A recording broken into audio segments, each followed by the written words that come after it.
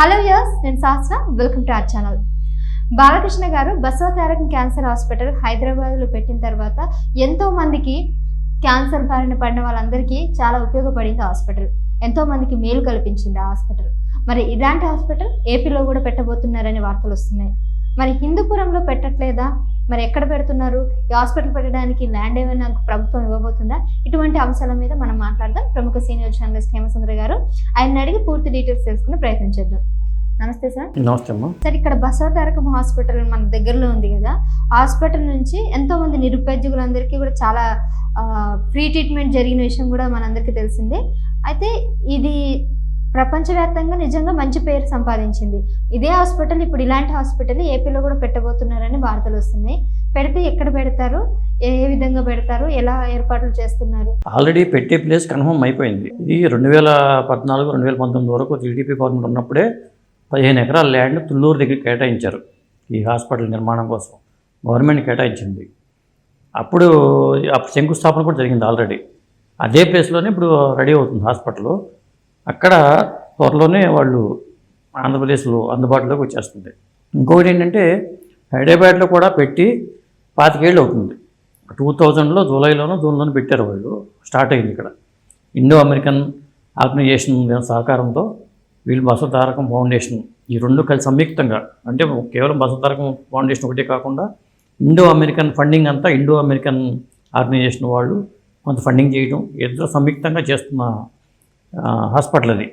ఇంకోటి ఏంటంటే, ఇక్కడ ఇప్పుడు వైట్ కార్డులు ఉన్న వాళ్ళకి కానీ ఆరోగ్యశ్రీ కార్డులు ఉన్న వాళ్ళకి ఆ ఫ్రీ ట్రీట్మెంట్తో పాటు తక్కువ ఖర్చుతోనే వీళ్ళు వైద్యం అందిస్తున్నారు. ప్రధానంగా వాళ్ళు ఏమేంటంటే, వాళ్ళ అమ్మగారు ఎన్టీ రామారావు గారు సతీమణి బసవతారకం గారు క్యాన్సర్తో చనిపోయినప్పుడు వచ్చిన ఆలోచనలో పుట్టిందే ఈ బసవతారకం క్యాన్సర్ హాస్పిటల్.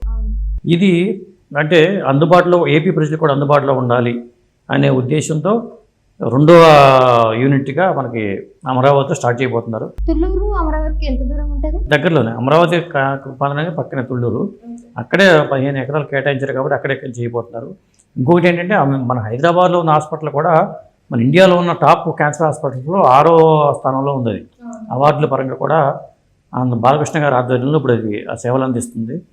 మరి అది నిజంగా చెప్పాలంటే, బాలకృష్ణ గారికి నటుడిగా ఎంత పేరు వచ్చిందో, రాజకీయ నాయకుడికి ఎంత పేరు వచ్చిందో, సేవల పరంగా క్యాన్సర్ పేషెంట్లకి సేవలు అందించే విషయంలో కూడా అంత పేరు తెచ్చిపెట్టిన ఆసుపత్రిగా మనం ఈ క్యాన్సర్ హాస్పిటల్ చెప్పాలి. ఇప్పుడు హిందూపురంలో పెట్టొచ్చు కదండి, ఆయన ఎమ్మెల్యేగా అక్కడ ఎమ్మెల్యేగా ఉన్నారు కాబట్టి నేను అనుకోవడం ఏంటంటే, రాయలసీమ ప్రాంత వాసులు కూడా అందుబాటులో ఉండేలాగా హిందూపురంలో కూడా పెట్టే ఆలోచన కూడా ఉన్నట్టుంది వాళ్ళకి.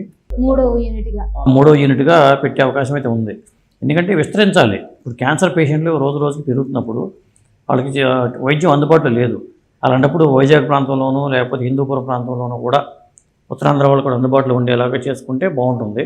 ఎందుకంటే అందరూ అమరావతి రావడం, ఇప్పటికే హైదరాబాద్కి చాలామంది వస్తున్నారు. వాళ్ళకి చాలా స్వచ్ఛంద సంస్థలు కొంతమంది భోజన సదుపాయాలు కల్పిస్తున్నాయి, వీళ్ళు కల్పిస్తున్నారు. మీరు రోడ్డు పక్కన చూస్తే చాలు, క్యాన్సర్ హాస్పిటల్కి ఎదురుగుండానే కూడా చాలామంది ఆ టైంకి, మధ్యాహ్నం టైంకి భోజనాలు, తర్వాత టిఫిన్లు, మార్నింగ్ టిఫిన్లు కానీ ఇట్లా జరుగుతూ ఉంటుంది. అంటే చాలామంది వాళ్ళతో పాటు వచ్చే వాళ్ళు ఉంటారు. రోగులతో పాటు, రోగులే కాకుండా రోగులకి ఎట్టగో హాస్పిటల్ ఎలాగో పెడతారు కాబట్టి వాళ్ళతో పాటు వచ్చే అటెండెంట్లు ఉంటారు. వాళ్ళకు కూడా చాలామంది చూపు వచ్చేవాళ్ళు కానీ భోజనం ఇబ్బంది పడకుండా అక్కడ అందుబాటులో కూడా చేస్తున్నారు. నేను అనుకోవడం ఏంటంటే, అమరావతిలో పెడితే మాత్రం అసలు ఈ ఇబ్బంది పడకుండా కూడా భోజనం ఏర్పాట్ల విషయంలో కూడా వీళ్ళు చేస్తారని అనుకుంటున్నాను. ఎందుకంటే అన్న క్యాంటీన్లు పెట్టారు కాబట్టి, ఎట్లాగో బసవతారకం గారి పేరుతో నిర్మించే ఆసుపత్రి కాబట్టి అక్కడ ఈ వచ్చే వాళ్ళతో పాటు, పేషెంట్లతో పాటు వచ్చేవాళ్ళు కూడా మంచి భోజన సదుపాయం కూడా ఏర్పాటు చేస్తారని అనుకున్నాను నేనైతే. ముఖ్యంగా ఏంటంటే, క్యాన్సర్ రోగులకి ఇది ఒక వరప్రసాదం అని చెప్పాలి. ఎందుకంటే క్యాన్సర్ అనేది చాలా ఖరీదైన ట్రీట్మెంట్. దీంట్లో పైగా లాంగ్ టైం ట్రీట్మెంట్ చేయాల్సి వస్తుంది. లాంగ్ టర్మ్ చేయాల్సి వస్తుంది. ఒక నెల 2 నెలలు కాదు, కనీసం సంవత్సరాలు ఫైనాన్షియల్గా నలిగిపోతుంటారు. ఒక ఇంట్లో క్యాన్సర్ పేషెంట్ ఉన్నాయంటే వాళ్ళు ఫైనాన్షియల్గా చాలా నలిగిపోతూ ఉంటారు. కాబట్టి ఆ పరిస్థితి లేకుండా ఉండేందుకు వీళ్ళు బసవతారకం గారి పేరు, వాళ్ళ అమ్మగారి పేరుతోనే ఉన్న ఆసుపత్రి కాబట్టి దీని కార్యక్రమాలన్నీ బాలయ్య బాబు చైర్మన్గా ఉండి నేను చూస్తున్నారు. మరి దాంతోపాటు హిందూపురంలో కూడా ఆయన చేసే అవకాశం అయితే ఉంది.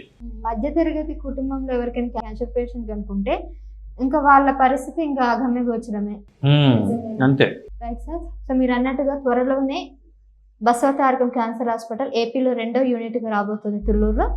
హోప్ఫుల్లీ 3వ యూనిట్గా కూడా హిందూపురంలో కూడా రాబోచ్చేమో, అది ఇంకా కన్ఫామ్గా తెలియదు, అఫీషియల్గా తెలియదు. బట్ త్వరలోనే తుళ్ళూరులో రాబోతున్న బసవ తారకం అనేది ఎంతోమంది పేద ప్రజలకి, క్యాన్సర్ పేషెంట్లందరికీ కూడా ఇది ఒక ఆశాదీపం అని అనుకోవాలి. Thank you sir. Thank you అమ్మా.